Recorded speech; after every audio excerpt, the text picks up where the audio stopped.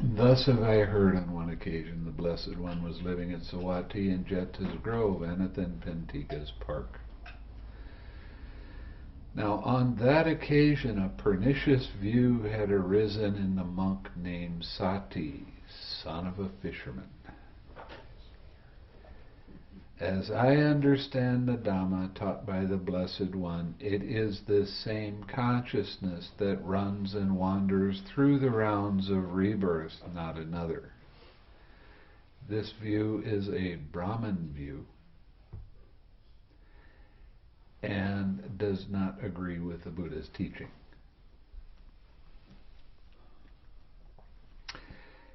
Because if there was the same consciousness running from one lifetime to the next, that means there would be a permanent soul or self. And that's what their belief is. Several monks, having heard this, went to the monk Sāti and asked him, "Friend Sāti, is it true that such a pernicious view has arisen in you?" That's like saying, "Is it true that you're so stupid that you believe this?" That's basically what pernicious means. Exactly so, friends. As I understand the Dhamma taught by the Blessed One, it is this same consciousness that runs and wanders through the rounds of rebirth, not another. Then those monks, desiring to detach him from that pernicious view, pressed and questioned and cross-questioned him thus. "Friend Sāti, do not say so. Do not misrepresent the Blessed One. It is not good to misrepresent the Blessed One. The Blessed One would not speak thus. For in many ways the Blessed One has stated consciousness to be dependently arisen, since without a condition there is no origination of consciousness. Yet, although pressed and questioned and cross-questioned by the monks in this way, the monk Sāti, son of a fisherman, still obstinately adhered to that pernicious view and continued to insist upon it. In the suttas, there's more than one Sāti, so they always put the son of. His father was a fisherman, but Sāti hated the smell of fish. So when we read about him being the son of a fisherman, it's kind of a monk's joke.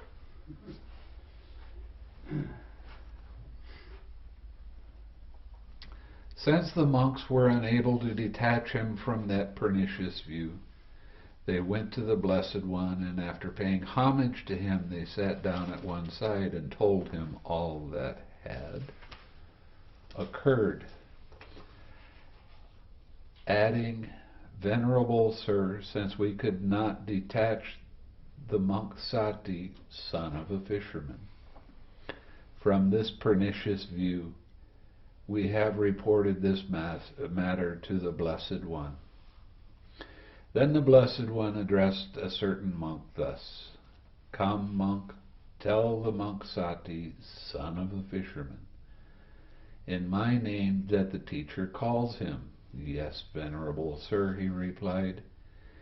He went to the monk Sāti and told him, "The teacher calls you, friend Sāti." "Yes, friend," he replied. And he went to the Blessed One, and after paying homage to him, sat down at one side. The monks during the time of the Buddha referred to each other as friend. Okay, friend Sariputta and friend Moggallana, whatever. And in the Parinibbana Sutta, when the Buddha was just about ready to die, he said that monks should not be addressing each other as friend. Only address a junior monk as friend. Now, everything in the monastics has to do with seniority. Bhante is what a junior monk is supposed to call an elder monk, somebody that's been in the Sangha longer. But over the years, all of the monks just say Bhante to each other. It doesn't matter whether they're junior or senior. Bhante is not a name. It is the Pali way of saying Reverend Sir, Venerable Sir, something like that.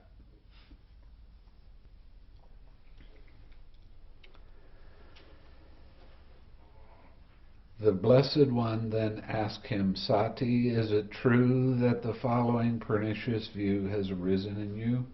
As I understand the Dhamma taught by the Blessed One, it is this same consciousness that runs and wanders through the rounds of rebirth, not another.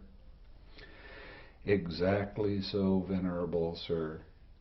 As I understand the Dhamma taught by the Blessed One, it is this same consciousness that runs and wanders through the rounds of rebirth, not another. What is that consciousness, Sāti? Venerable Sir, it is that which speaks and feels and experiences here and there the result of good and bad actions. Misguided man, to whom have you ever known me to teach the Dhamma in that way?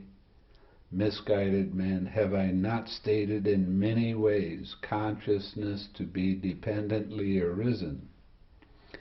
Since without a condition there is no origination of consciousness? But you, misguided man, have misrepresented us by your wrong grasp, and injured yourself and stored up much demerit, for this will lead to your harm and suffering for a long time. Then the Blessed One addressed the monks thus, Monks, what do you think? Has this monk Sāti, son of a fisherman, kindled even a spark of wisdom in this Dhamma and discipline? How could he, Venerable Sir? No, Venerable Sir. When this was said, the monk Sāti, son of a fisherman, sat silent, dismayed, with shoulders drooping and head down, glum without response. Then, knowing this, the Blessed One told him, Misguided man, you will be recognized by your own pernicious view. And 25 or 2600 years later, we still remember him. So don't mess around when you're talking to a Buddha. Remember that if it ever happens. I shall question the monks on this matter.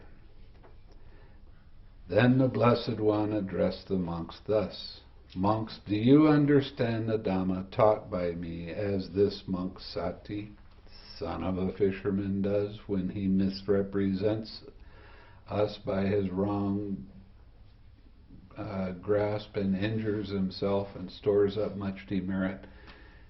Now, who in the world would ever say yes after? No, Venerable Sir. For in many discourses the Blessed One has stated consciousness to be dependently arisen, since without a condition there is no origination of consciousness. Good, monks. It is good that you understand the Dhamma taught by me thus. For in many ways I have stated consciousness to be dependently arisen, since without a condition there is no origination of consciousness. But this monk Sāti, son of a fisherman, misrepresents us by his wrong grasp and injures himself and stores up much demerit. For this will lead to the harm and suffering of this misguided man for a long time. Monks, consciousness is reckoned by the particular condition dependent upon which it arises. When consciousness arises dependent on the I and forms, it is reckoned as I consciousness. When consciousness arises dependent on the ear and sounds, it is reckoned as ear consciousness. When consciousness arises dependent on the nose and odors, it is reckoned as nose consciousness.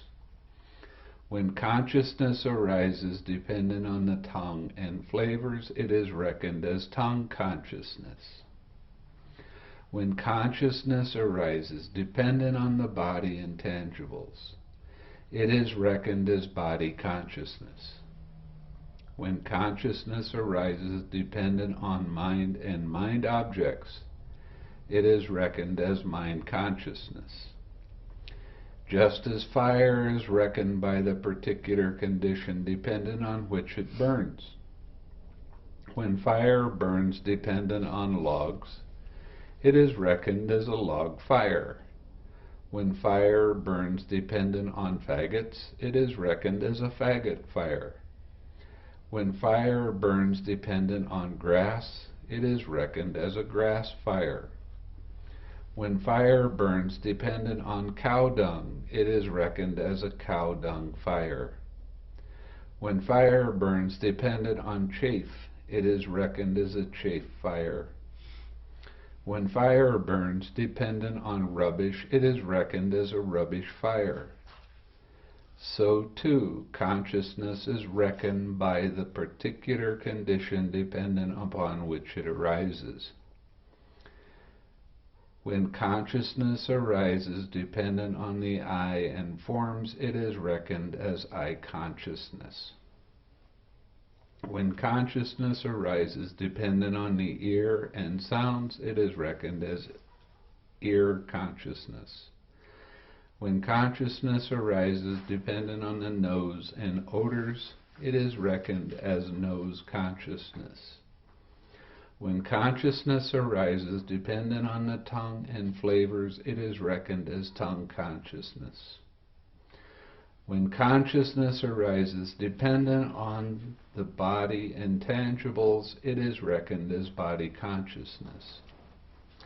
When consciousness arises dependent on mind and mind objects, it is reckoned as mind consciousness. Monks, do you see this has come to be? Yes, Venerable Sir. Monks, do you see its origination occurs with that as nutriment? Yes, Venerable Sir. Monks, do you see with the cessation of that nutriment what has come to be is subject to cessation?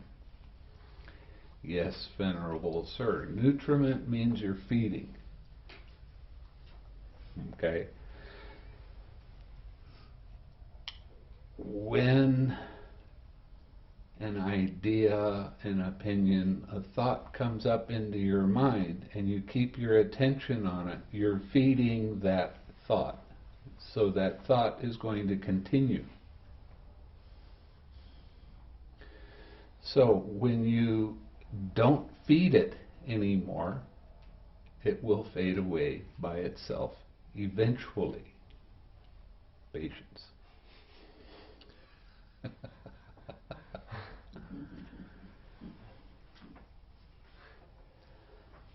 So the less you feed the distractions, the less you feed the hindrances, the easier it becomes to let it go, and it will fade away by itself because you're not feeding it anymore. You're not giving it strength.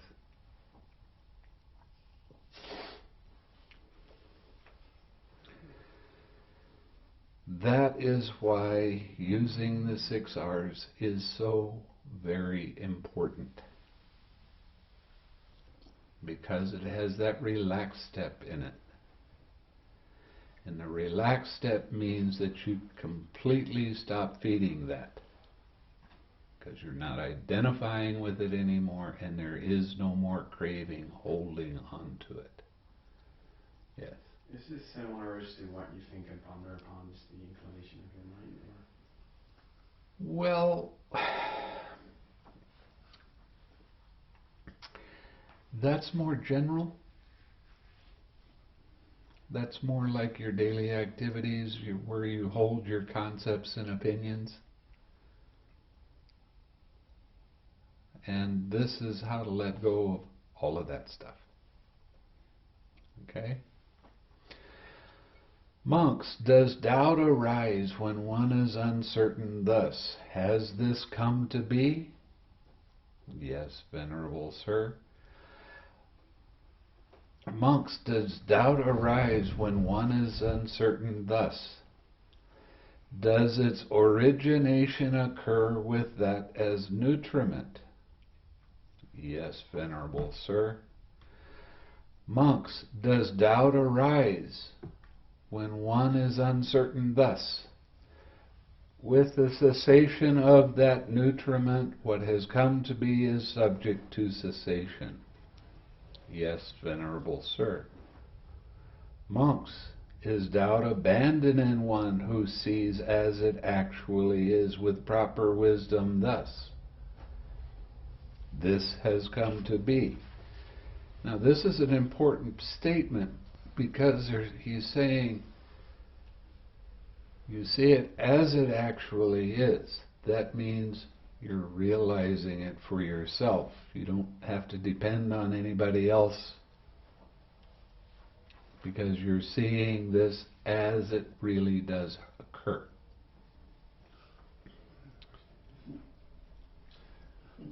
So does doubt ever go away if you do one-pointed concentration? I imagine you would always have doubt, right? That kind of depends on your personality type. There are some people that have doubts come up all the time. Am I doing this right? Is this the right way? I don't know. Not everybody is like that. A faith kind of personality type would hear at one time and not have any doubt come up. They'd just believe it. And then they'd see it and they'd go, yeah, that's right. But they wouldn't have any doubt about it. It just depends on the personality type.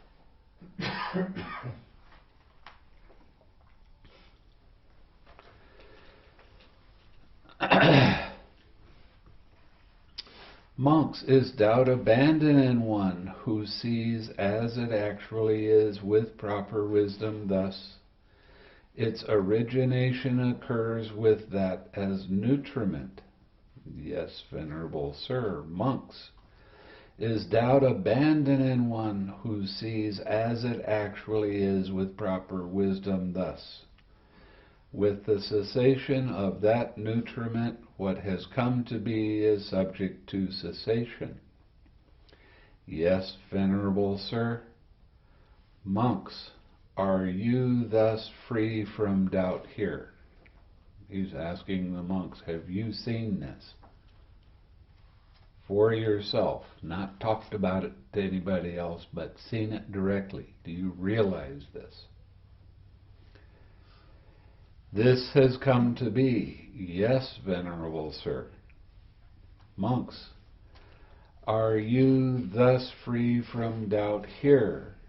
Its origination occurs with that as nutriment. Yes, Venerable Sir. Monks, are you thus free from doubt here? With the cessation of that nutriment, what has come to be is subject to cessation. Yes, Venerable Sir. Monks, has it been seen well by you as it actually is with proper wisdom? So he asks if you've seen it, but you can see it generally. Now he's going really deep and saying, has it been seen well? Do you really understand what this is? Yes, Venerable Sir. Monks, has it been seen well by you as it actually is with proper wisdom thus? Its origination occurs with that as nutriment. Yes, Venerable Sir. Monks, has it been seen well by you as it actually is with proper wisdom thus? With the cessation of that nutriment, what has come to be is subject to cessation. Yes, Venerable Sir. Monks, purified and bright as this view is, if you adhere to it, cherish it, treasure it, and treat it as a possession, would you then understand that the Dhamma has been taught as similar to a raft, being for the purpose of crossing over, not for the purpose of grasping? No, Venerable Sir. Monks, purified and bright as this view is, if you do not adhere to it, cherish it, treasure it, and treat it as a possession, would you then understand that the Dhamma has been taught as similar to a raft, being for the purpose of crossing over, not for the purpose of grasping? Yes, Venerable Sir. So even though you see dependent origination, you can't hold on to it. If you hold on to it, then that will stop you from going deeper. If you hold on to an idea of doubt, that will stop you from going deeper. If you hold on to it because you think, I really understand this, this is good stuff, that will stop you from going deeper. Yes. So this section actually, doesn't this explain why everybody's so confused about Buddhism? Because they don't really see and therefore they don't really... That, and this is not taught by very many people. Or if it is taught, it's taught in such a convoluted, difficult to understand way that people walk around shaking their head going, that's not worth it. I'd rather just see impermanent suffering and not self. That'll take me to Nibbana. Of course, it won't. But that's what they think it is, that it will. Monks, there are these 4 kinds of nutriment for the maintenance of beings that have already come to be, and for the support of those about to be, about to come to be. What for? They are physical food as nutriment, gross or subtle. Contact as the second. That's a kind of food. Formation as the third. And consciousness as the fourth. Now, monks, these 4 kinds of nutriment have what as their source? What as their origin? From what are they born and produced? These 4 kinds of nutriment have craving as their source, craving as their origin. They are born and produced from craving. Interesting, isn't it? Why do I keep pushing the 6 R's? Because you let go of craving. You're letting go of the food that keeps things going. This is how you purify your mind. By letting go of that tension and tightness, by letting go of that desire for things to be the way you want it to be.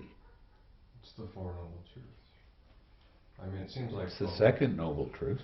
Well, the whole idea of the Four Noble Truths it seems like that's a viewpoint using to look at all this.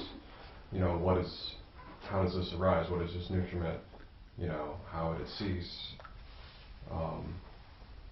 It's not quite the path to that yet, but The 6 R's are. yeah, I mean, letting go of the nutriment basically Huh. is the cessation of it. Huh.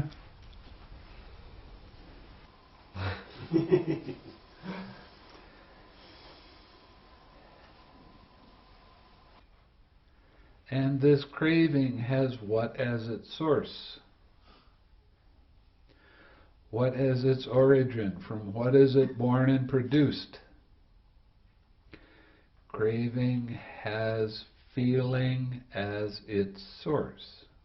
You remember I was telling you feeling arises and craving arises? The source of craving, the condition for craving to arise, is feeling. Okay? And this feeling has what as its source? What as its origin? From what is it born and produced? Feeling has contact as its source. And this contact has what as its source? Contact has the sixfold base as its source. And the sixfold base has what as its source? The sixfold base has mentality, materiality as its source. And this mentality, materiality has what as its source? Mentality, materiality has consciousness as its source. And this consciousness has what as its source? Consciousness has formations as its source. And these formations have what as their source? What as their origin? From what are they born and produced? Formations have ignorance as its source. Ignorance as its origin. From they are born, produced from ignorance. Ignorance of what? Four Noble Truths. Okay. Bhante, I have a question. On your outline here, you have impersonal and you have feeling, the pleasant, painful, and neither pleasant nor painful, you have under impersonal. Right. Right. It's an impersonal process. Right. But then the next one you have personal, Right. and it says the craving. So how did you come up with the impersonal Craving. on the pleasant? I would think pleasant or painful already is starting to tell your story about it, which would make it personal. No, No? it's not. It just arises and it is impersonal. The start of the personality is at craving. I like it, I don't like it. And it gets real big with the clinging. I should have put it in there, but it's declared in MN 44 or MN 43. That part. The part where Yeah, I guess I'm just not understanding where it would seem to me that the pleasant Where or autism. painful is already personal. No, it's just feeling. It's not personal at all. It starts to be personal with craving. That's why craving is one of the biggies. It's just like all of these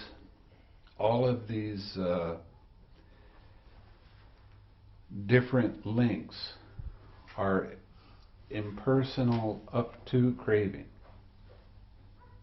They happen because a condition is right for them to happen. But when it gets to craving, that is the very beginning of the personality belief.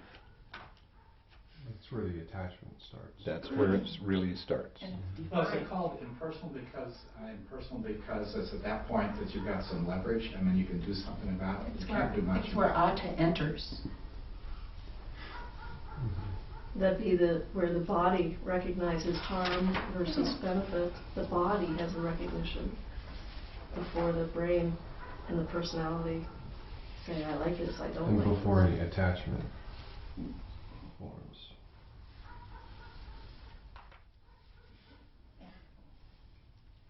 You really have to go through this whole chart in order to pick it up. Really. No, I Okay. mean, it's a fair question, pleasant and unpleasant. Patience, and we'll get to it. Okay? Nowhere does it say patience in here. I didn't put that on the chart. Okay, I didn't know if you'd cover it or not. Yeah, yeah, I will. We're going to go to the forward exposition on arising. So, monks, with ignorance as condition, Formation come come to be. With formations as condition, Consciousness comes to be. with consciousness as condition, Mentality, materiality comes to be.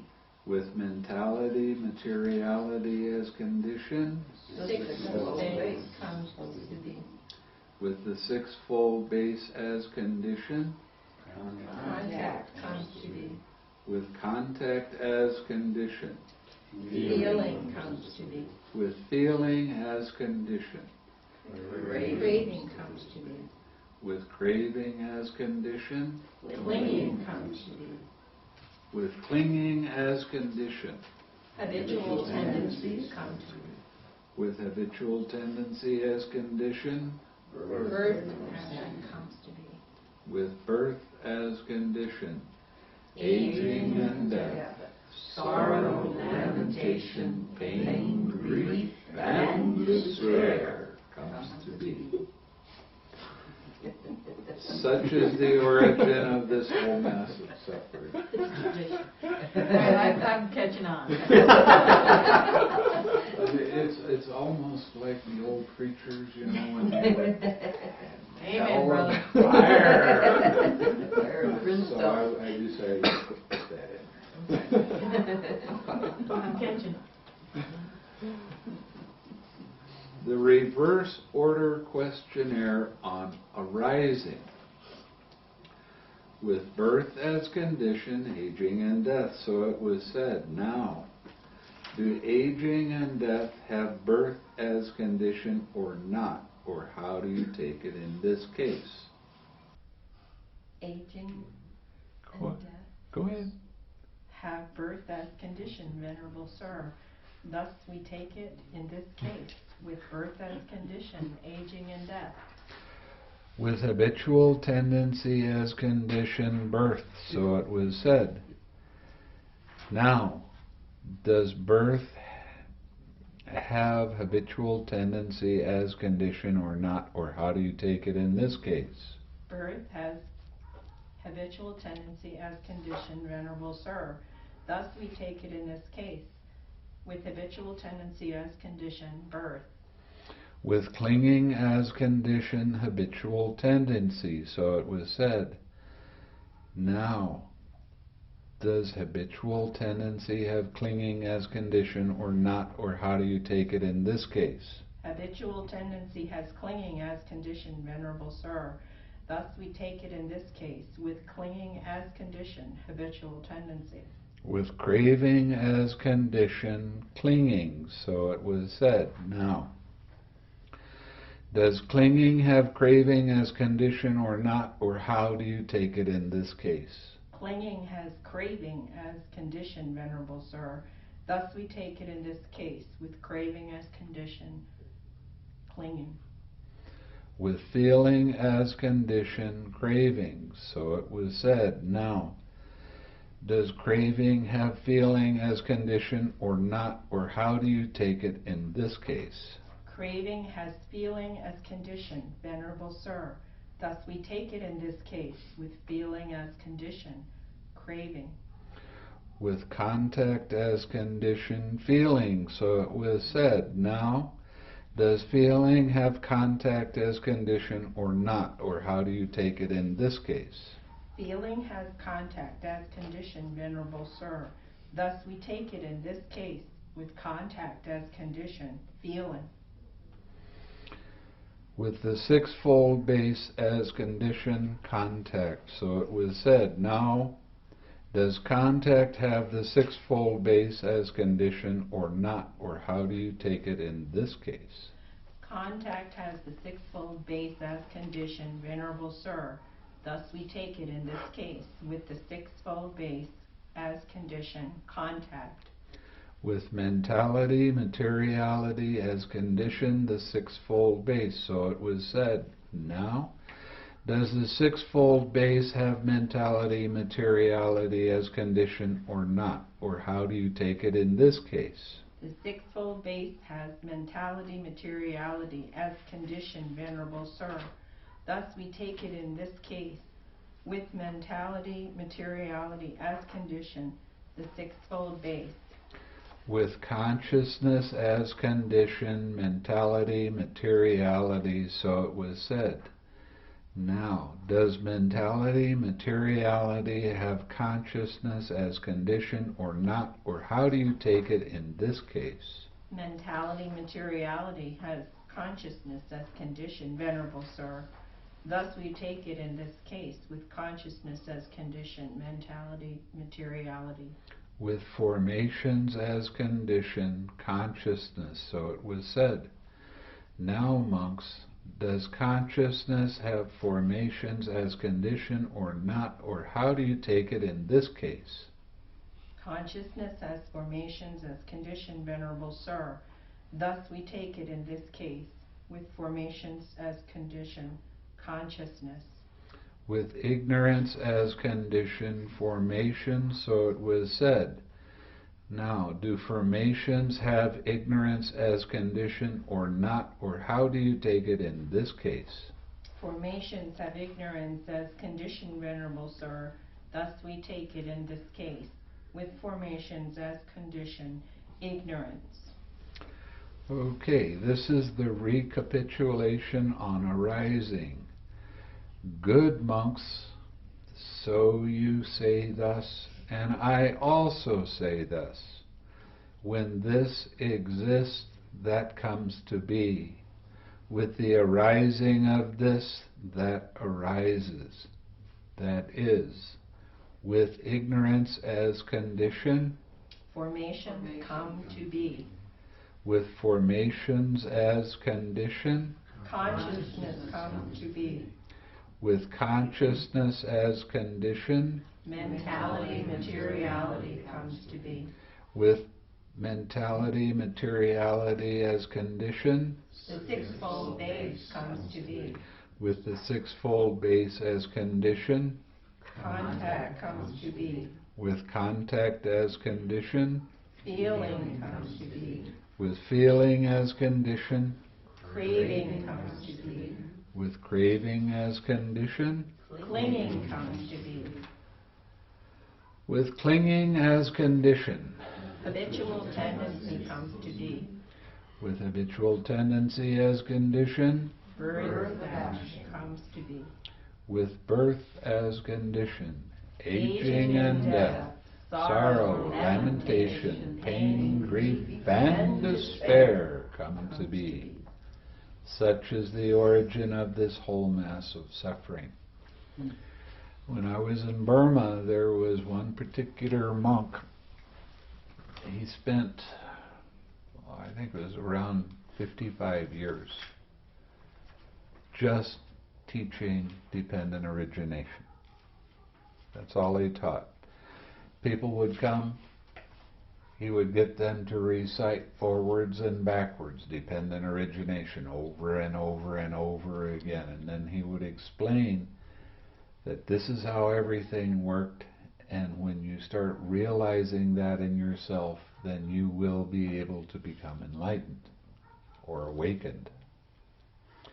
And he was reasonably successful. So this is a major part of the Buddha's teaching.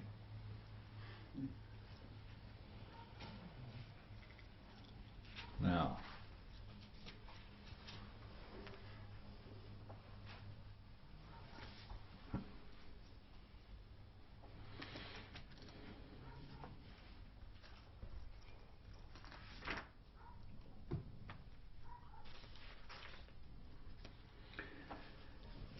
this is from the Samyutta Nikaya, section 14.4, Ascetics and Brahmins. At Sāti, monks, as to these ascetics and Brahmins who do not understand these things, the origin of these things, the cessation of these things, and the way leading to the cessation of these things. I just said all four noble truths. Okay? These things, each link is part of suffering. What's the cause of that? What's the cessation of that? What's the way to the cessation of that? What are those things that they do not understand, whose origin they do not understand, whose cessation they do not understand, and the way leading to whose cessation they do not understand? They do not understand aging and death. That's the suffering. Its origin, its cessation, and the way leading to its cessation. They do not understand birth, its origin, its cessation, and the way leading to its cessation.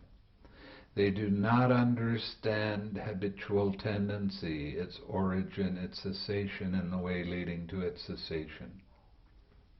They do not understand clinging, craving, feeling, contact, the six sense bases, mentality, materiality, consciousness, and formations, their origin, their cessation, and the way leading to their cessation.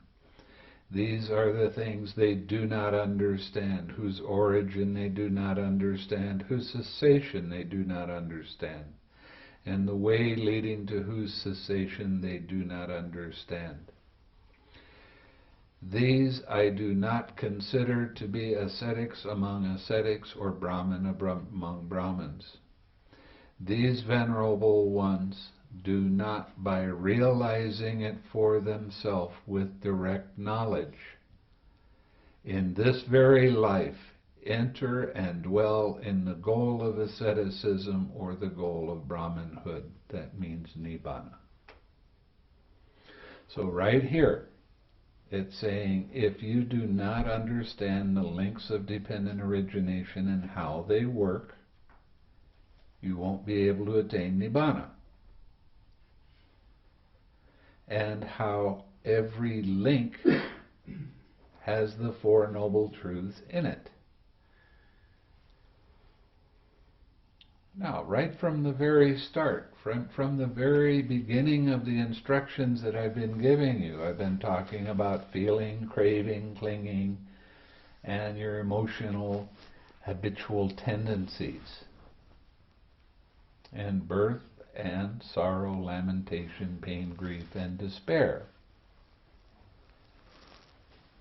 So I've been showing you from the very start these links of dependent origination and how you can recognize them, how they cease, and when they cease, there is no more clinging, no more habitual tendency, no more birth, no more sorrow and lamentation and all the rest.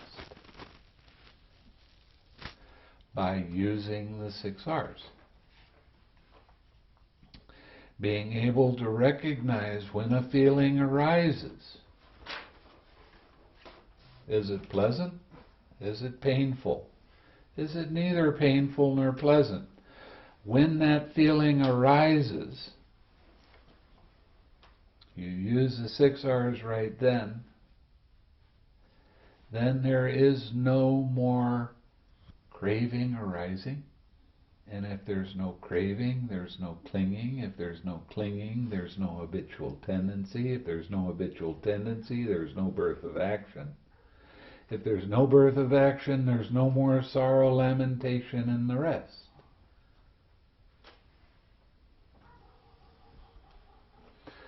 So craving is a major part of things that you need to recognize and to let go. That's what the 6 R's are all about.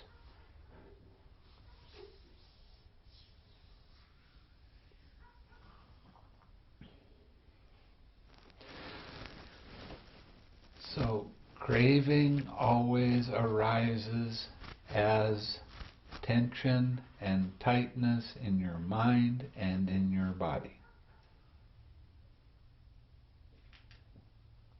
When you let go of tension in your mind, you let go of tension in your body. When you let go of tension in your body, you let go of tension in your mind.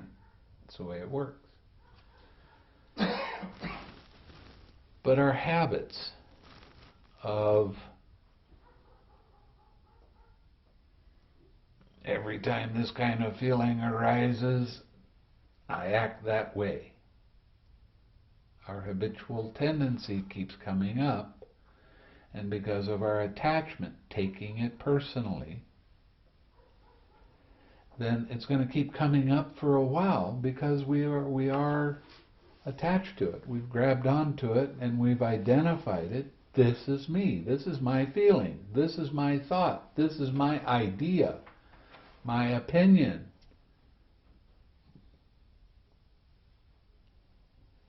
So when you let go of the craving, that clinging doesn't arise.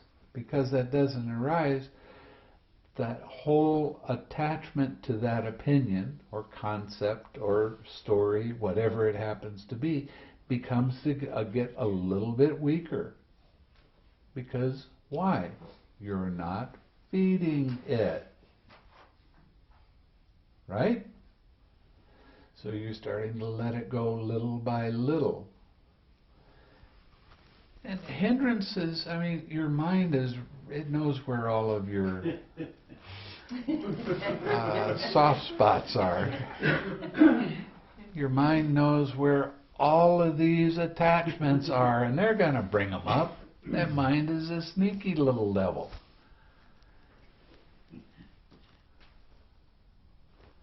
So the more you can recognize that's what's happening, allow it to be there without trying to change it. You can't use the 6 R's as a stick to beat things away and make them be the way you want it to be. You're just allowing that to be there, but you're not feeding it anymore. You're taking your attention away from it. And relax. Well, sometimes you try relaxing and that tension doesn't go away. That's okay.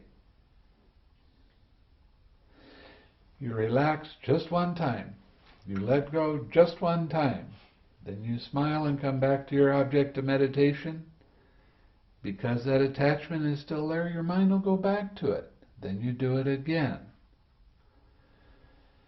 Now, for some people, especially if they're doing mindfulness of breathing, they might get tension and tightness in their mind. On the in-breath they relax, on the out-breath they relax, on the in-breath they relax, on the out-breath they relax, and the tension is still there. Eventually it will fade away, but it takes a little while because of the attachments. With loving kindness, it's a little bit different kind of meditation, and it directs you more to smiling and the feeling of loving kindness and opening up, and that's really, really wholesome.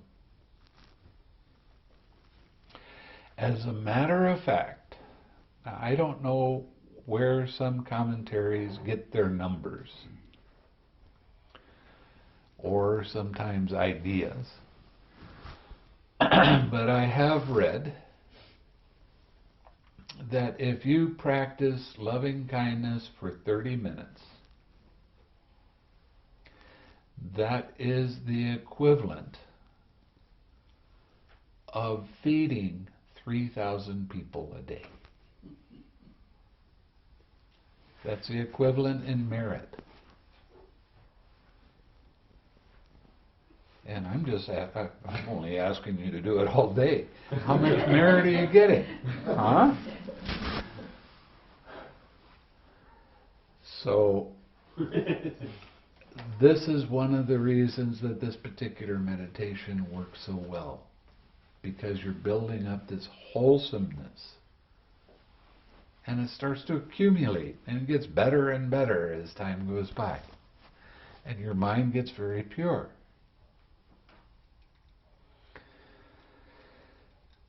So, being able to recognize how this process works is very important. It's very necessary. And I'll tell you, when I was in Burma, I would ask the teacher, explain it to me. Explain dependent origination to me. And they always started out, every teacher that I asked, and I asked some very intelligent men,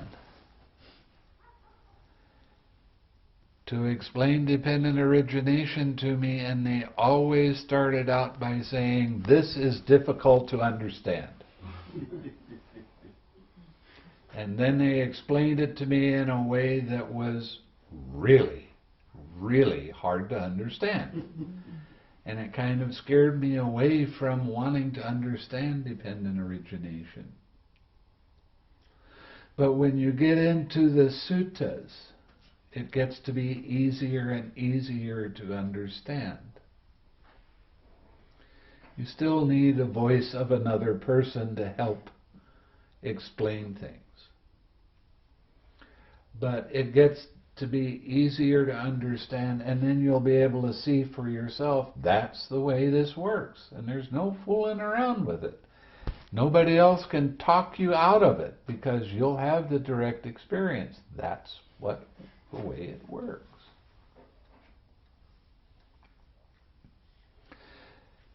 Okay, you have good working eye. There's color and form. Good working eye hits color and form. Eye consciousness arises. These three things, when they come together, is called contact. Eye contact, when we're talking about the eyes. With eye contact as condition, eye feeling arises. Eye feeling is pleasant, unpleasant, or neutral. With eye feeling as condition, eye craving arises. That is always that tension and tightness that arises in mind and body. That is the beginning of the personal belief in, or false personal belief in a self. I am that. I like that if it's a pleasant feeling. I don't like it if it's an unpleasant feeling. With I craving as condition, clinging arises. Your ideas, your concepts, your opinions, your story about why you like or dislike that feeling. And this is where the real strong hold on the personal belief takes place. It begins with craving, but it gets really big with clinging. Now you're starting to verbalize your opinions and concepts and ideas, and it's not necessarily out, but it's verbalizing. And then your habitual tendency comes into play. This is where the emotions come in. Okay? Now, if you look into Abhidhamma, they'll tell you that there's 52 different emotions. 108 or one of those numbers, I don't remember anymore. It's been so long since I've done it.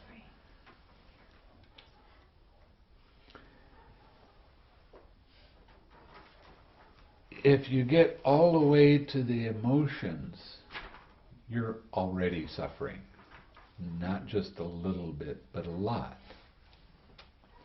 And that habitual tendency keeps coming back and replaying this whole number again. And that's the cause of the birth of action, throwing a pan at somebody or whatever, and the sorrow, lamentation, pain, grief, and despair.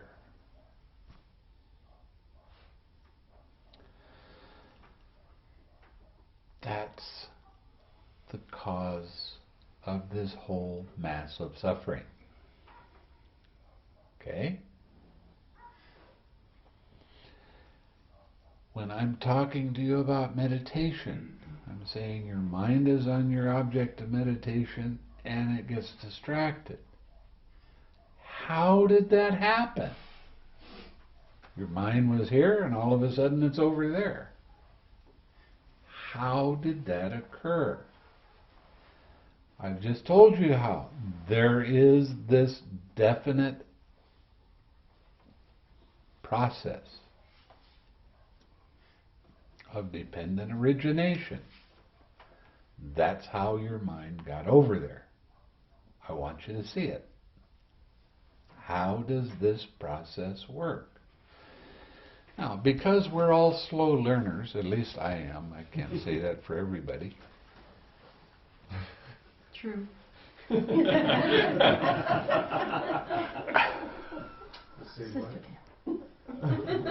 I'm going to have to get 2 rolls of tape here. I can tell. But I have a knife.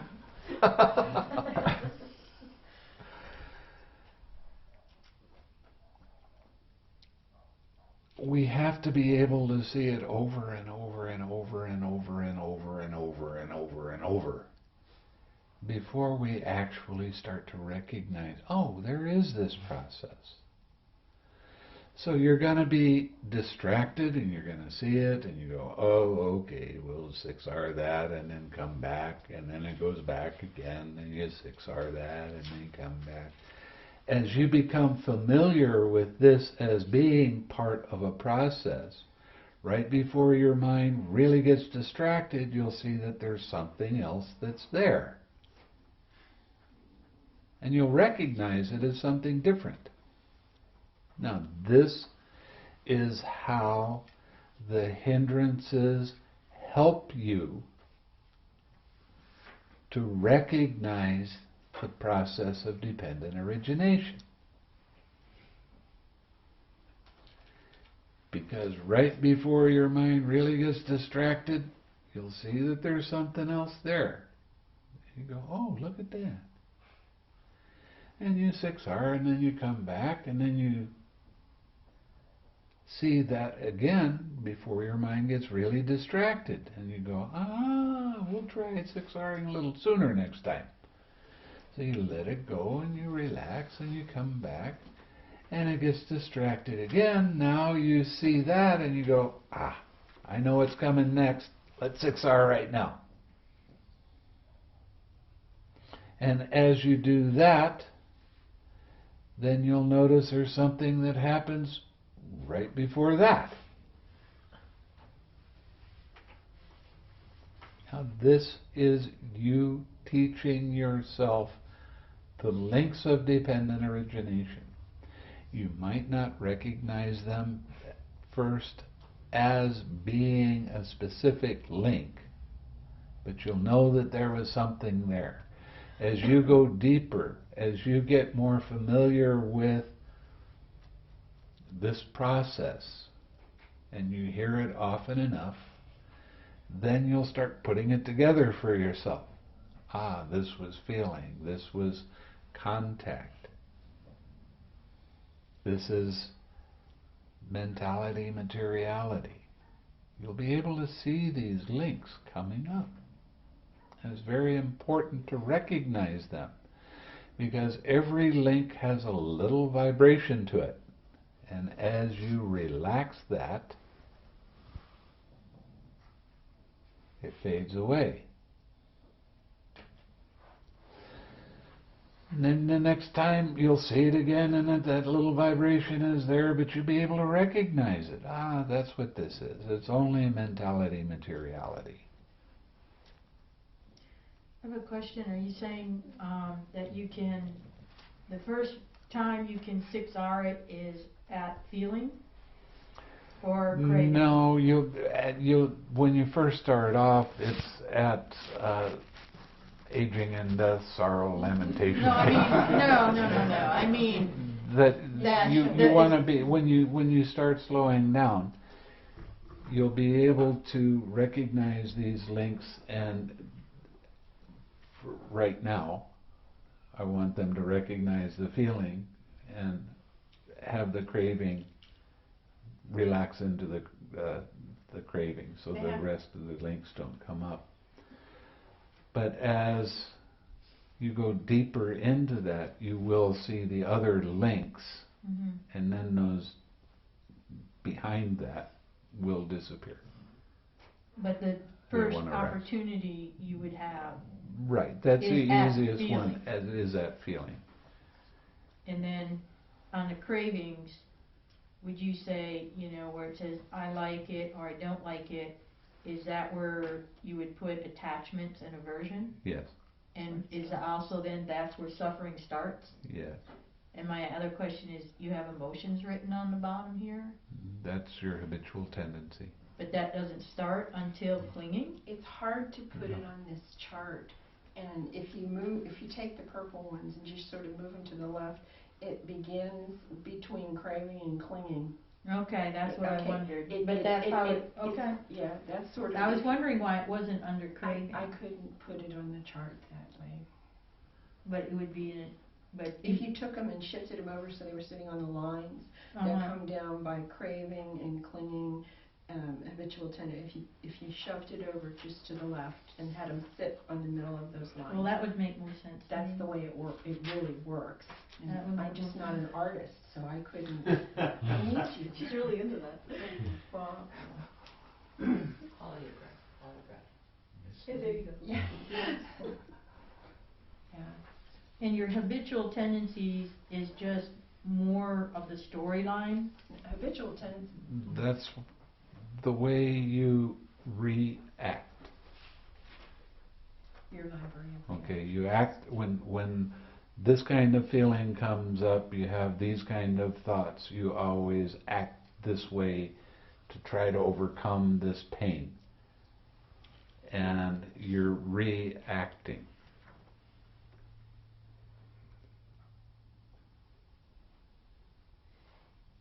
Okay, and like in a relationship is the easiest way to see this.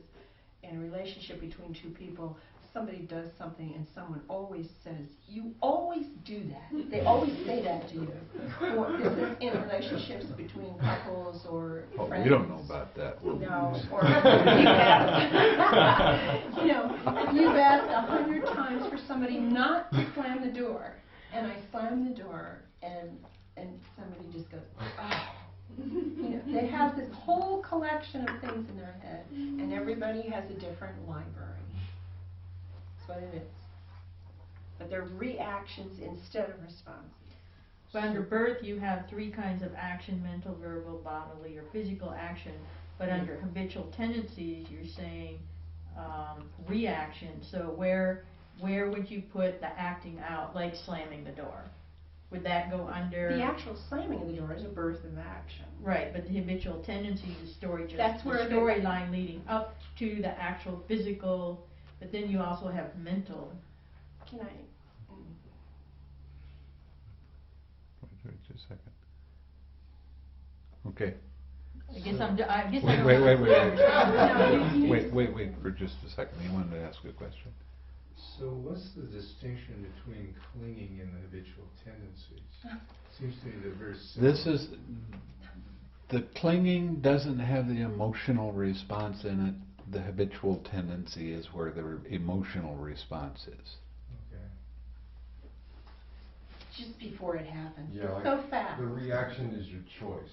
You have your It's a card fight. reason, and then your reasons that you don't like it. You know, your reasons You have for all your those craving. thoughts, yeah. And And then then you you go, have your- that's it, I'm gonna do that. Yeah, and then you have the choice you make based on those reasonings, based on that craving. Okay. Okay? Sorry.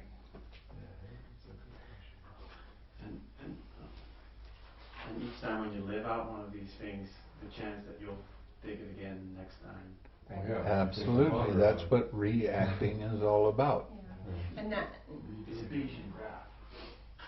See, when I'm talking about depression, you know, it's a painful feeling. I don't like that painful feeling. I've got all of these stories about why I really don't like it, and the verbalization happens, and then you get into your emotional habitual tendency of trying to fight those feelings with your thoughts. But feelings are one thing and thoughts are another. You can't control your feeling with your thoughts. You have to let go of your thoughts to see the feeling and allow the space for the feeling to be.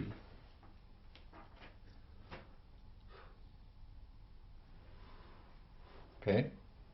So that emotional reaction keeps happening over and over again, especially with people that are depressed, because that feeling keeps on coming up and it's really not nice. And then you start closing down after a while. Leave me alone, turn out the lights, close the windows. I want to be alone. I'm depressed. Or give me ice cream. Or chocolate. That's it. I'm good in chocolate. I like to keep a stock of chocolate around. It's not a real monastery unless there's chocolate. The requisite. But I quit eating chocolate for the most part. But I still like to keep it around. Pass it out. Medicine. Everybody likes it, smiles, and they laugh when they see that I'm giving out chocolate. It never fails, or it hasn't yet.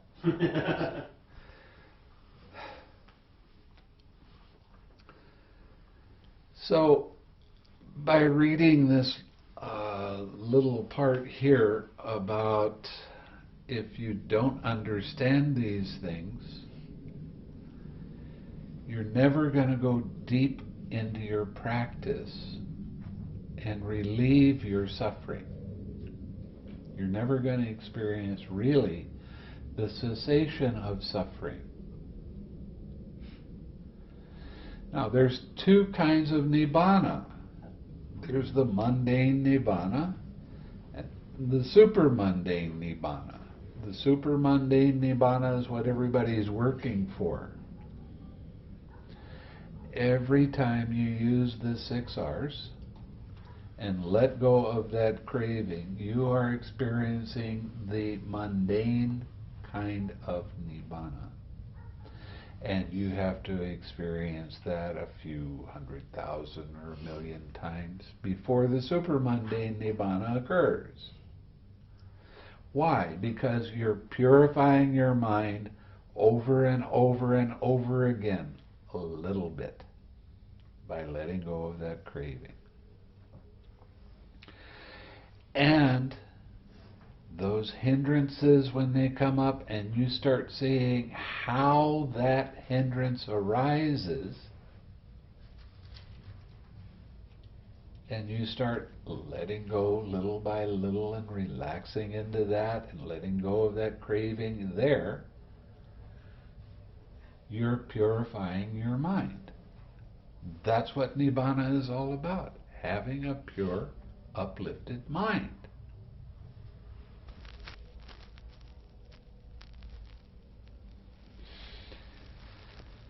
So, this is real important stuff. And to understand and realize the Four Noble Truths means to understand and realize dependent origination. That's why I call the experience of Nibbana is the big oh wow. It's the really big one, because now you really understand it. Completely, totally. No one in the world can come along and tell you that you don't understand it, because you've seen it directly for yourself.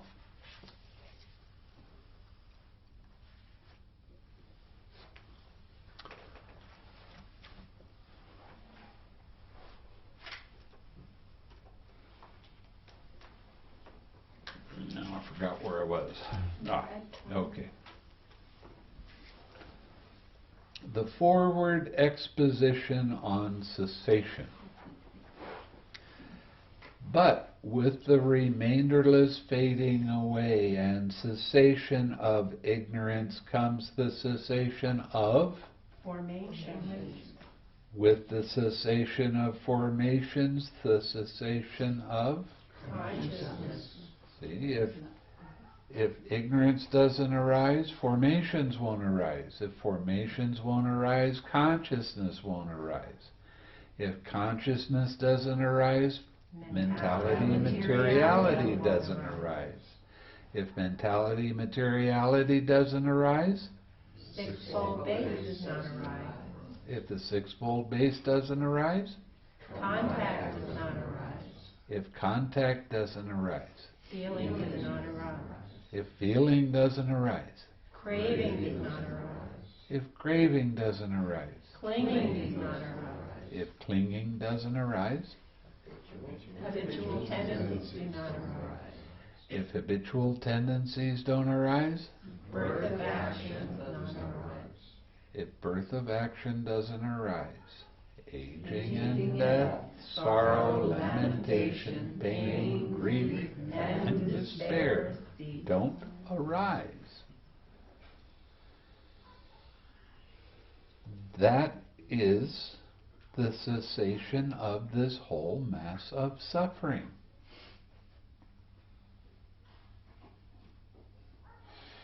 It's that simple. It's that easy to understand. But at first it sounds really complicated until you start recognizing these different things when they happen. Oh, this is a painful feeling. Relax. If you relax right then, craving doesn't arise. Craving doesn't arise, the rest of those links don't arise, so there's no pain and sorrow. And what happens then?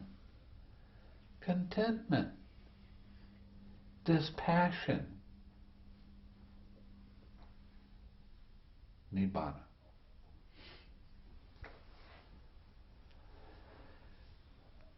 So as you become more aware of these links, at first it's hard to recognize the craving when it arises. But as you go deeper in your meditation, your mind becomes more attentive. Then you'll start to notice contact. And when you relax right there, then the feeling doesn't arise. Or you'll notice mentality, materiality. It's not easy to recognize these things. The first few times you see them, you won't know what they are. That's why you need to have a teacher who has seen this for themselves. So they can help you to go, oh, that's what that is, that's all. So, as you go deeper in your meditation, you'll start noticing these links a little bit more clearly, a little bit more quickly.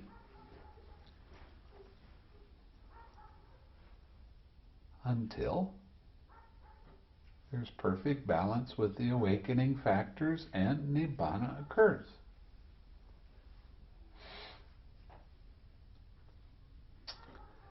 What day is today? Wednesday. You got 3 more days. Easy.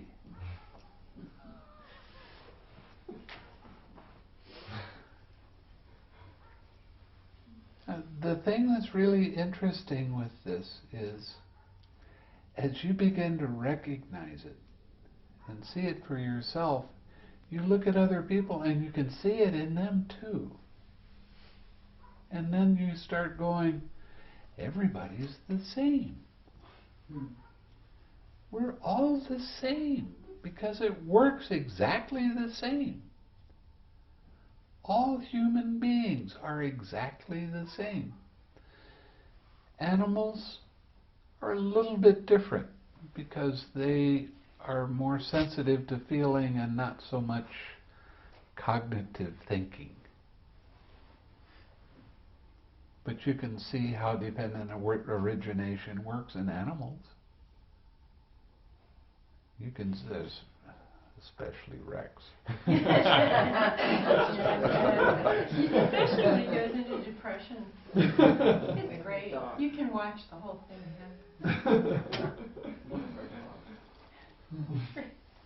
It's right there. It's just sitting out there right now. Yeah. Okay, this next part goes into the reverse order, and they put a lot of ... to save space. And it's real hard to translate that so it gets better, so I'm going to let that part be. But we're going to recapitulate on cessation. Good monks, so you say thus, I also say thus. When this does not exist, that does not come to be. With the cessation of this, that ceases. That is, with the cessation of ignorance comes the cessation of Formation. With the cessation of formation, cessation of Consciousness. With the cessation of consciousness, cessation of Mentality, materiality. With the cessation of mentality, materiality, cessation of Sixfold base. With the cessation of the sixfold base, cessation of Contact. With the cessation of contact, cessation of Feeling. With the cessation of feeling, cessation of Craving. With the cessation of craving, cessation of Clinging. With the cessation of clinging, cessation of Habitual tendencies. With the cessation of habitual tendencies, cessation of Birth of action. With the cessation of birth, aging and death, sorrow, lamentation, pain, grief, and despair cease. Such is the cessation of this whole mass of suffering. Monks, knowing and seeing in this way, would you run back to the past thus? Were we in the past? Were we not in the past? What were we in the past? How were we in the past? Having been what did we become in the past? No, Venerable Sir. Knowing and seeing in this way, would you run forward to the future thus? Shall we be in the future? shall we not be in the future? What shall we be in the future? How shall we be in the future? Having been what shall we become in the future? No, Venerable Sir. Knowing and seeing in this way, would you now be inwardly perplexed about the present thus? Am I? Am I not? What am I? How am I? Where has this being come from? Where will it go? No, Venerable Sir. Monks, knowing and seeing in this way, would you speak thus? The teacher is respected by us. We speak as we do out of respect for the teacher. No, Venerable Sir. Why? Because you've seen it for yourself. You don't have to rely on any other being. You know it. You see it. You know that this is true. You can't be talked out of it. Knowing and seeing in this way, would you speak thus? The recluse says this, and we speak thus at the bidding of the recluse. No, Venerable Sir. Knowing and seeing in this way, would you acknowledge another teacher? No, Venerable Sir. Why? You've been teaching yourself. Knowing and seeing in this way, would you return to the observances, tumultuous debates, and auspicious signs of ordinary recluses and Brahmins, taking them as the core of the holy life? No, Venerable Sir. Why? No need. This is not true. You wouldn't do it. You get so... It's so much fun teaching yourself that you get really kind of enthusiastic about it, and you kind of want to help other people know this stuff. Why do you think I'm teaching it? Or talking about it, not teaching it. The Buddha's teaching it. Do you speak only of what you have known, seen, and understood for yourself? Yes, Venerable Sir. Good, monks. So you've been guided by me with this Dhamma, which is visible here and now, immediately effective. Every time you 6R, it is immediately effective. Inviting inspection, onward leading, to be experienced by the wise for themselves. For it was with reference to this that it was said, monks, this Dhamma is visible here and now, immediately effective, inviting inspection, onward leading to be experienced by the wise for themselves. Monks, the descent of the embryo takes place through the union of three things. Here there is the union of the mother and father, but the mother is not in season, and the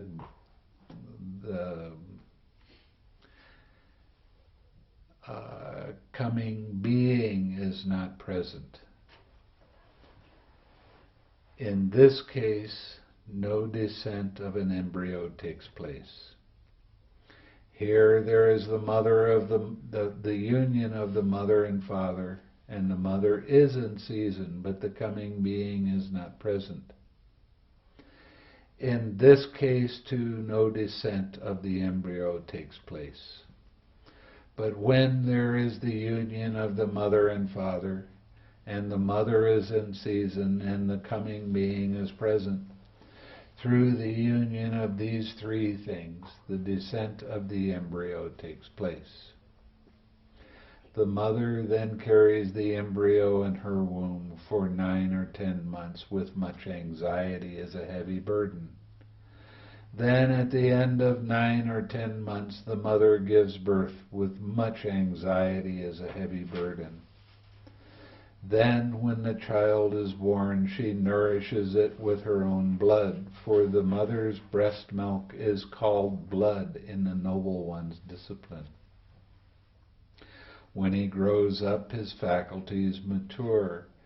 The child plays at such games as toy plows, tip-cat, somersault, toy windmills, toy measures, toy carts, and toy bow and arrow. When he grows up, then his faculties mature still further. The youth enjoys himself provided and endowed with the 5 chords of sensual pleasure, with forms cognizable by the eye that are wished for, desired, agreeable and likable, connected with sensual desire and inviting lust.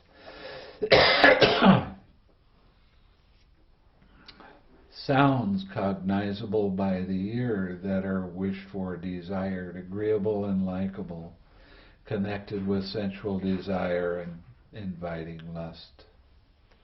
Odors cognizable by the nose that are wished for, desired, agreeable and likable, connected with sensual desire and inviting lust. Flavors cognizable by the tongue that are wished for, desired, agreeable and likable, connected with sensual desire and inviting lust. Tangibles cognizable by the body that are wished for, desired, agreeable and likable, connected with sensual desire and inviting lust. On seeing a form with the eye, he lusts after it if it is pleasant.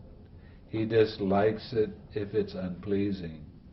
He abides with mindfulness of body unestablished, with a limited mind, and he does not understand as it actually is the deliverance of mind and deliverance by wisdom, wherein these evil, unwholesome states cease without remainder.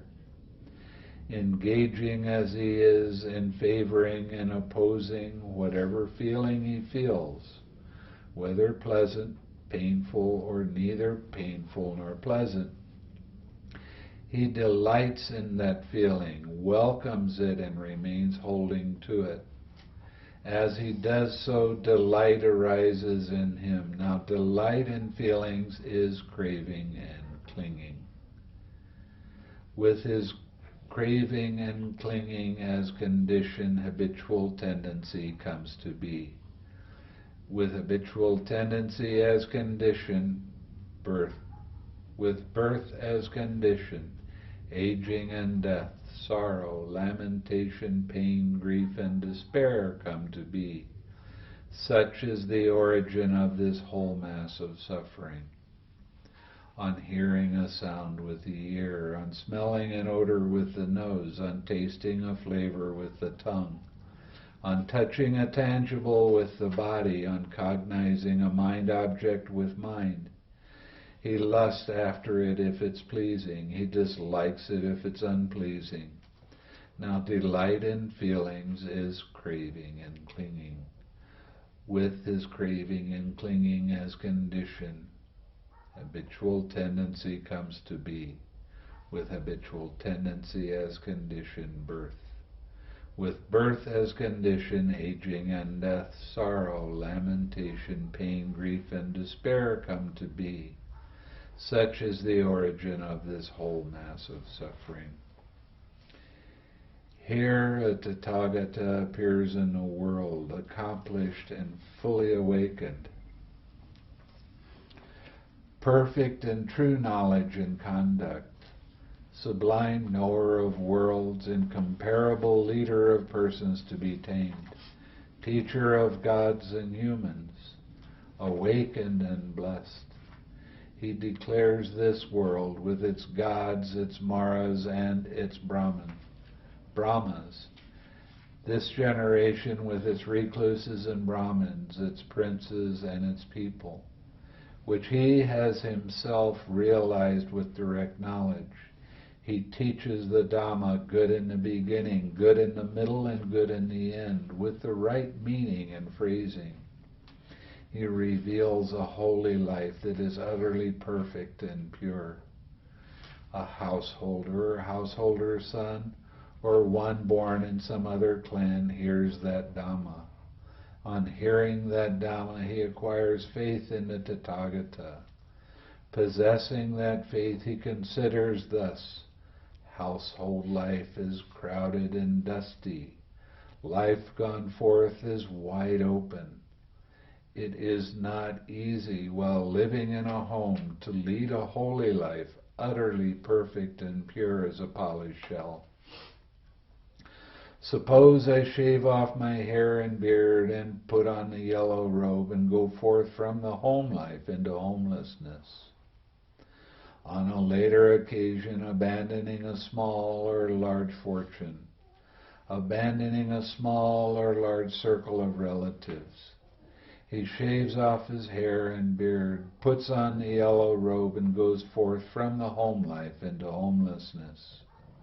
Having thus gone forth and possessing the monk's training and way of life, abandoning the killing of living beings, he abstains from killing living beings.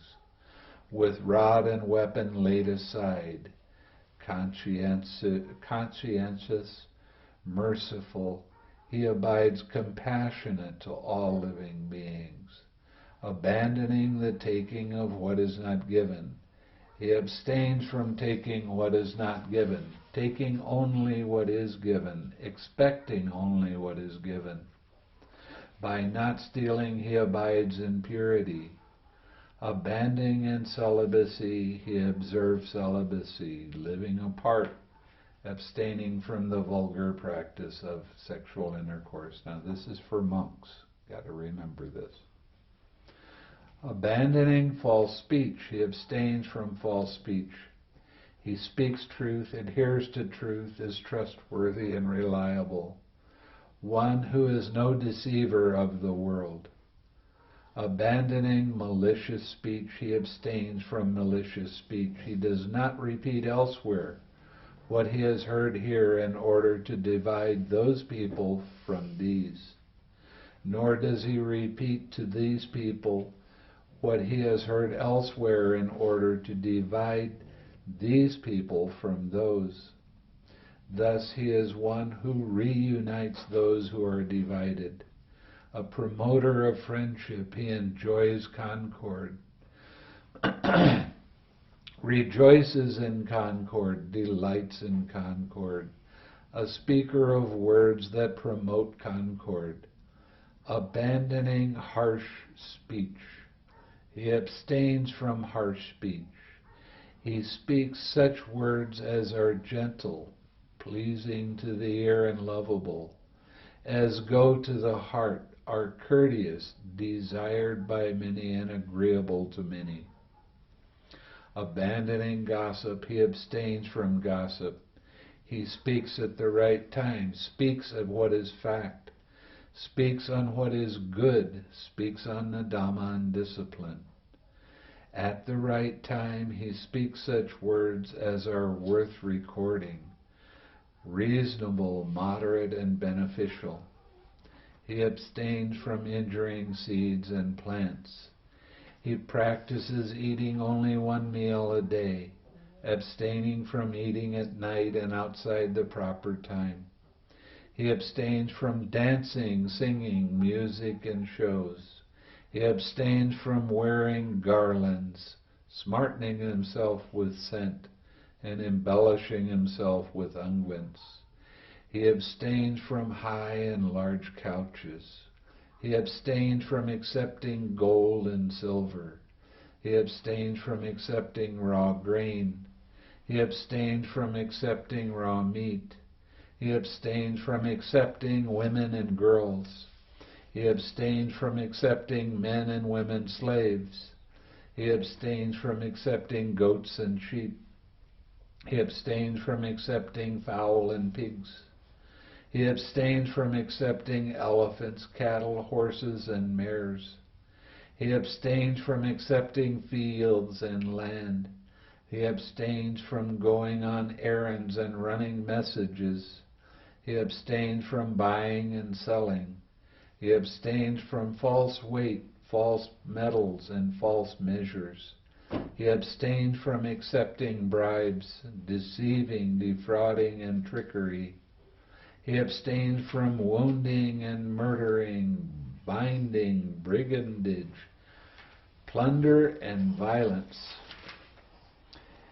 He becomes content with robes to protect his body, with alms food to maintain his stomach. And wherever he goes, he sets out taking only these with him. Just as a bird, wherever it goes, flies with its wings as its only burden, so too the monk becomes content with robes to protect the body, with alms food to maintain his stomach. And wherever he goes, he sets out taking only these with him. Possessing this aggregate of noble virtue, he experiences within himself a bliss that is blameless. On seeing a form with the eye, he does not grasp at its signs and features, since if he left the eye faculty unguarded, evil, unwholesome states of covetousness and grief might invade him. He practices the way of its restraint. He guards the eye faculty. He undertakes the restraint of the eye faculty. On hearing a sound with the ear, on smelling an odor with the nose, on tasting a flavor with the tongue, on touching a tangible with the body, on cognizing a mind object with mind. He does not grasp at its signs and features, since if he left the mind faculty unguarded, evil, unwholesome states of covetousness and grief might invade him. He practices the way of its restraint. He guards the mind faculty. He undertakes the restraint of the mind faculty. Possessing this noble restraint of the faculties, he experiences within himself a bliss that is unsullied. He becomes one who acts in full awareness when going forward and returning, who acts in full awareness when looking ahead and looking away, who acts in full awareness when flexing and extending his limbs, who acts in full awareness when wearing his robes and carrying his outer robe and bowl, who acts in full awareness when eating, drinking, consuming food, and tasting, who acts in full awareness when defecating and urinating, who acts in full awareness when walking, standing, sitting, falling asleep, waking up, talking, and keeping silent. Full awareness of what? What mind is doing. Possessing this aggregate of noble virtue and this noble restraint of the faculties, and possessing this noble mindfulness and full awareness, he resorts to a secluded resting place, the forest, the root of a tree, a mountain, a ravine, a hillside cave, a charnel ground, a jungle thicket, an open space, a heap of straw. On returning from his alms round after his meal, he sits down, folding his legs crosswise, setting his body erect, and establishing mindfulness before him. Abandoning covetousness for the world, he abides with a mind free from covetousness. He purifies his mind from covetousness, greed. Abandoning ill will and hatred, he abides with a mind free from ill will, compassionate for the welfare of all living beings. He purifies his mind from ill will and hatred. Abandoning sloth and torpor, he abides free from sloth and torpor. Mindful and fully aware, he purifies his mind from sloth and torpor. Abandoning restlessness and anxiety, he abides unagitated with a mind inwardly peaceful. He purifies his mind from restlessness and anxiety. Abandoning doubt, he abides, having gone beyond doubt, unperplexed about wholesome states. He purifies his mind from doubt. Having thus abandoned these 5 hindrances, imperfections of mind that weaken wisdom, quite secluded from sensual pleasures, secluded from unwholesome states, he enters upon and abides in the first jhana, which is accompanied by thinking and examining thought with joy and happiness born of seclusion.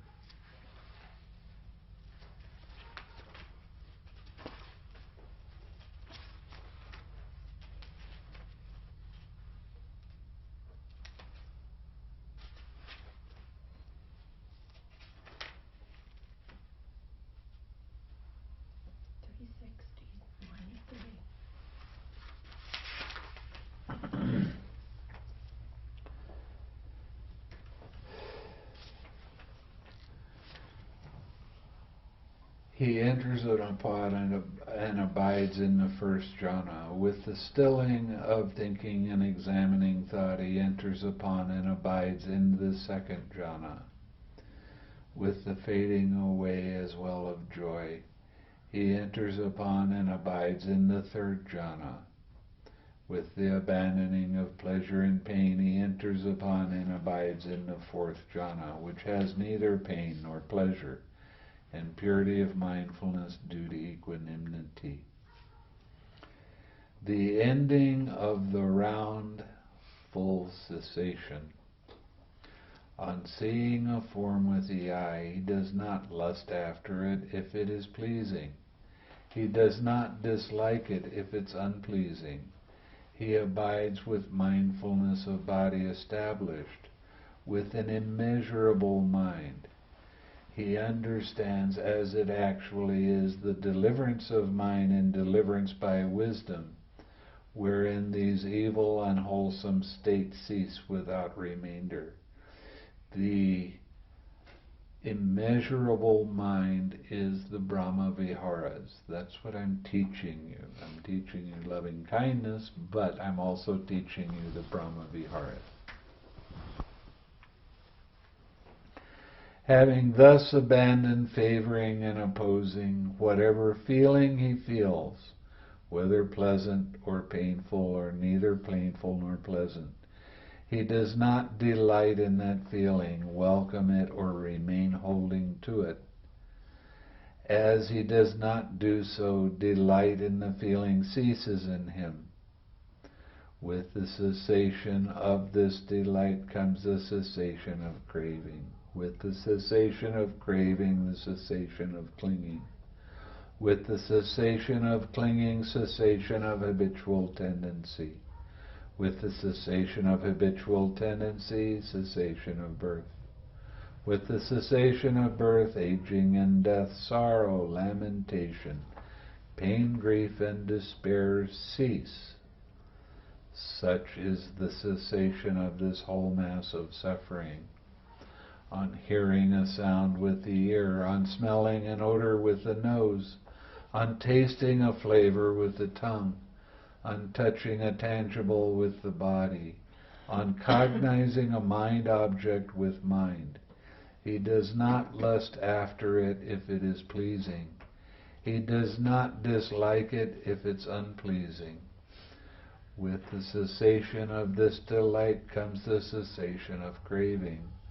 With the cessation of craving comes the cessation of clinging. With the cessation of clinging, cessation of habitual tendency. With the cessation of habitual tendency, cessation of birth. With the cessation of birth, cessation of aging and death, sorrow, lamentation, pain, grief, and despair cease. Such is the cessation of this whole mass of suffering. Monks, remember this discourse of mine briefly as delivered in the destruction of craving. This is the brief version.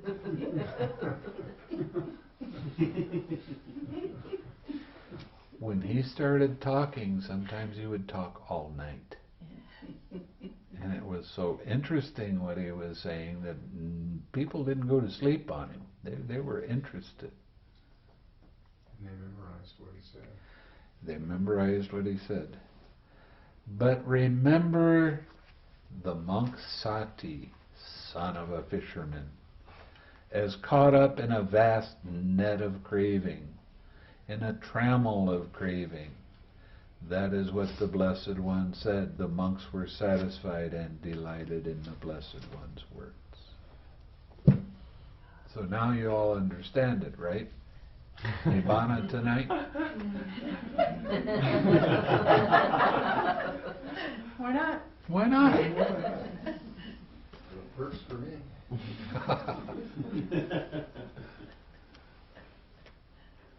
Does anybody have any questions? Yes. Bhante, if you would so kindly be able to give some inspiring fact from your own experience for beginners like me who are just first time attending a 7-day retreat with you, and knowing all these details, I was just wondering what are some of the, since you interview students, maybe the inspiring facts might be wanting to know, because 7 days, I'm sure, we'll be back to how have your beginners achieved in 7 days? What are the average and best? The average.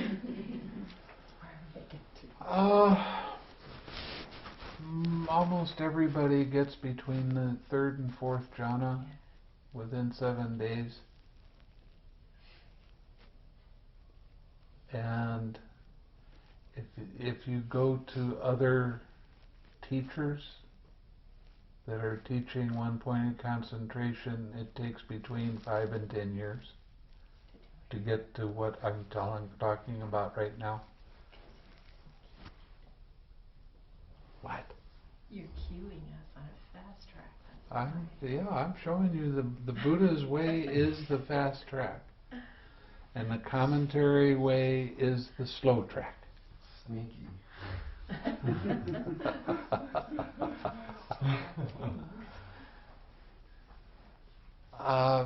A lot of people that have practiced meditation, some of the teachers that have heard me give these kind of Dhamma talks and talk about how people,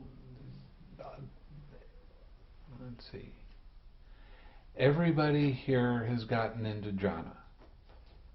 Okay, this is the 4th day of the retreat, right? 4th? 5th? Fourth. Fourth full day. 4th full day of the retreat. Right. Other teachers find that very hard to believe because it happens so fast. What's the difference between what I'm showing you and what other teachers teach? I'm showing you the 6 R's.